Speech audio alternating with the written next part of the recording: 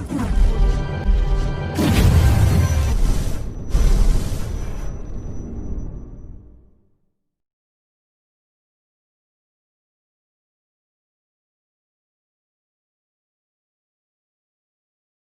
जी बच्चों, तो बेटा हम पढ़ रहे हैं ग्लोबलाइजेशन का पार्ट नंबर 3। और पार्ट नंबर 3 बेटा आज हम पढ़ने वाले हैं ग्लोबलाइजेशन के कल्चरल इम्पैक्ट, यानी कि कल्चरल कंसेक्वेंसेस। सिर्फ पॉलिटिकली और सिर्फ इकोनॉमिकली ही नहीं, ग्लोबलाइजेशन के बेटा हमारी कल्चर पे भी फर्क पड़ता है, काफ़ी वो इफेक्ट डालता है। तो ये क्वेश्चन बेटा हम लोग पढ़ने वाले हैं और ये क्वेश्चन बेटा बहुत ज़रूरी है आपके एग्जाम के पॉइंट ऑफ व्यू से। हालांकि ये पूछा बहुत कम बार गया है एग्जाम्स में, लेकिन क्या पता पूछ लें आपसे इस बार।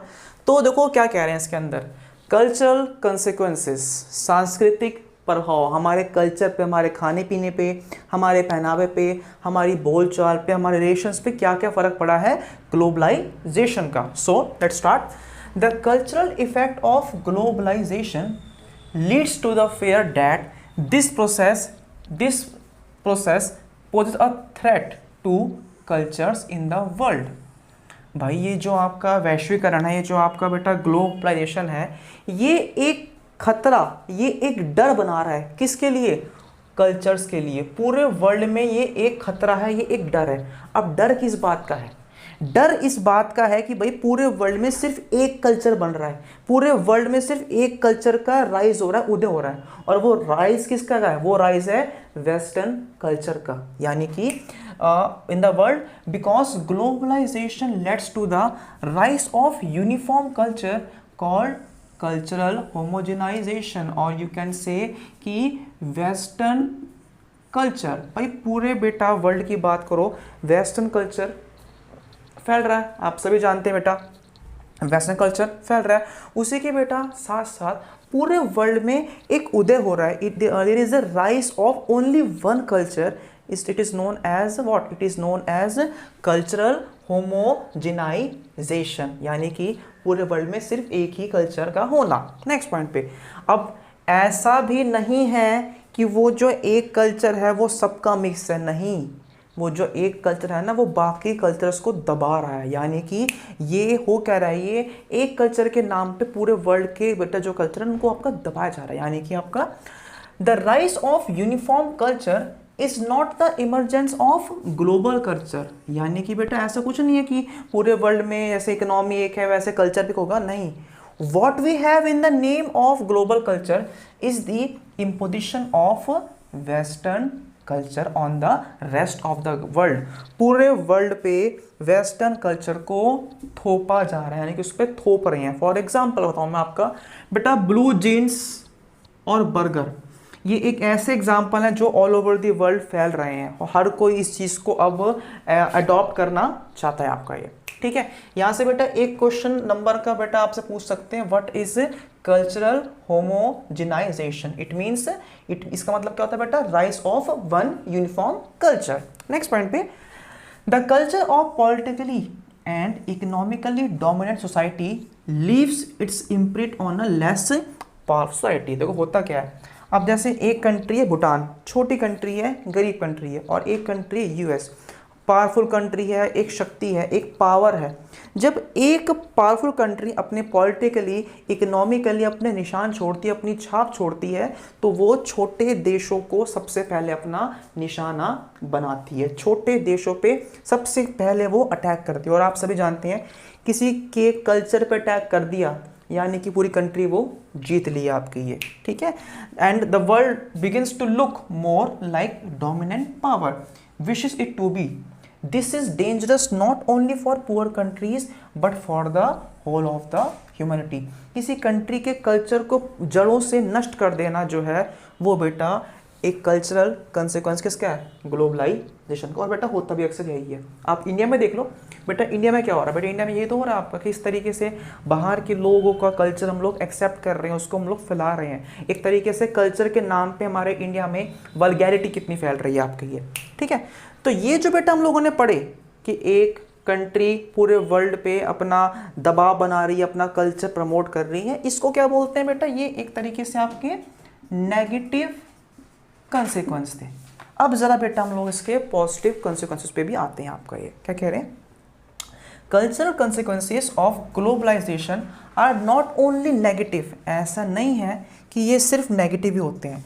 हमको कभी कभार बेटा चॉइस मिलती है, आप खाने पीने में, पहनावे में, कपड़ों में चॉइस तो मिल रही है हमको में। Culture are not static things. Static मतलब बेटा आपका होता है एक जैसा, रुका हुआ, ठहरा हुआ।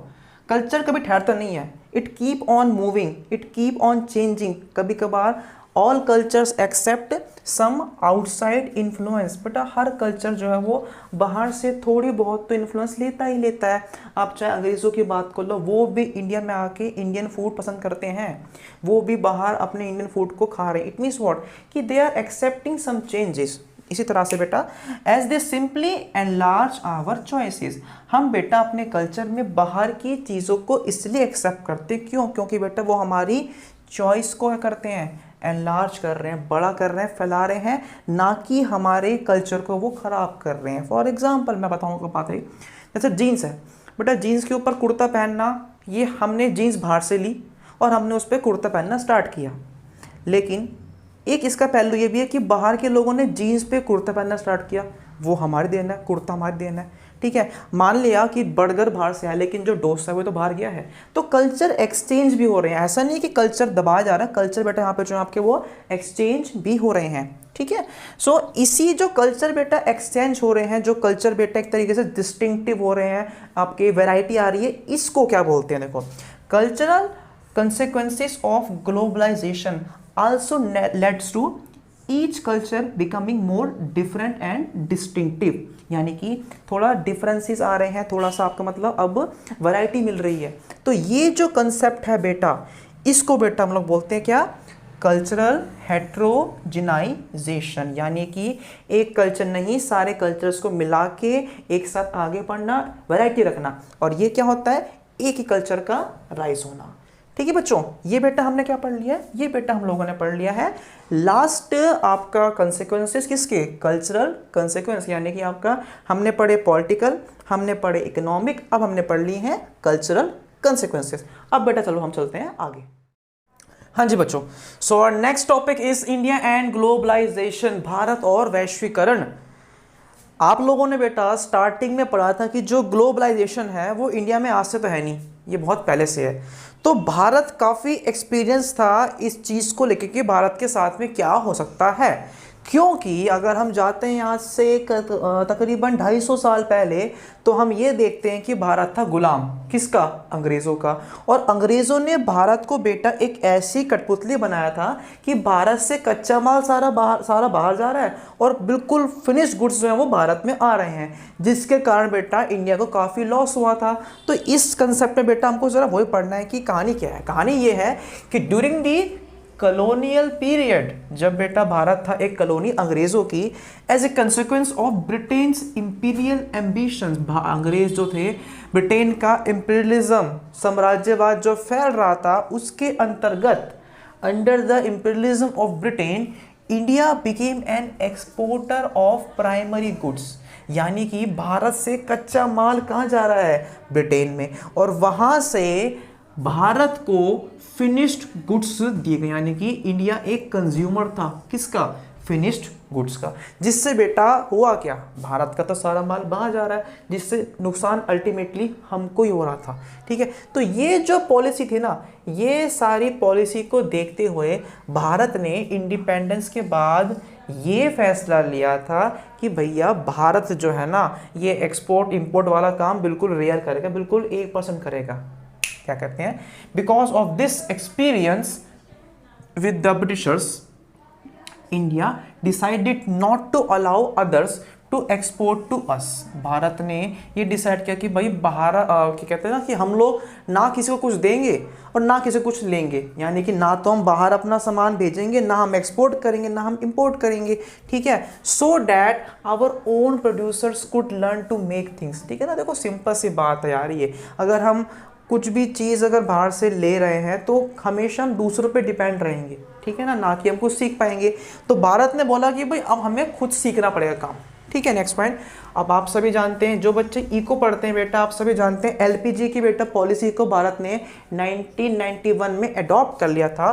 सो उसी के साथ in 1991 responding to a financial crisis and to the desire for higher rates of economic growth, ठीक है, एक अच्छी इकोनॉमिक ग्रोथ के लिए, ठीक है, हायर रेट्स के लिए, और जो इंडिया की खुद की फाइनेंशियल क्राइसिस थी, जो हमारे पास में अगले 10 दिन के लिए भी पैसे नहीं थे, उनको बेटा देखते हुए भारत ने अपनाया था LPG, लिबरलाइजेशन, प्राइवेटाइजेशन और ग्लोबलाइजेशन, ठीक है, ये अभी हम पढ़ रहे हैं यहाँ पे आपका। India embarked on a program of economic reforms that has sought increasingly to deregulate various sectors including trade and foreign investment, ठीक है ना। इन पॉलिसीज से काफ़ी भारत को जो बेटा वो फ़ायदा हुआ, क्यों? क्योंकि भारत का ट्रेड बढ़ गया, भारत की फॉरेन जो है वो इन्वेस्टमेंट बढ़ गई। लेकिन ये अगर हम इस चीज़ को देखते हैं, अगर हम देखते हैं 1947 के बाद, तो ये जो बेटा भारत ने पॉलिसी अपनाई थी कि हम लोग जो है कि बाहर के जो लोग हैं, बाहर के लोगों को एक्सपोर्ट नहीं करने देंगे, उससे क्या हुआ? उससे हुआ ये था कि हमको काफ़ी चीज़ें जो है ना वो अच्छी रहीं, प्लस जो भारत की एजुकेशन है, भारत की हेल्थ है ना, उस पे बेटा भारत को काफ़ी लॉस हुआ था। ठीक है बच्चों, तो ये बेटा हमारा एक टॉपिक है, छोटा सा टॉपिक है, एग्ज़ाम में नहीं आता है वैसे तो, बट फिर भी हमने पढ़ लिया है तो इसको आप पढ़ लीजिएगा।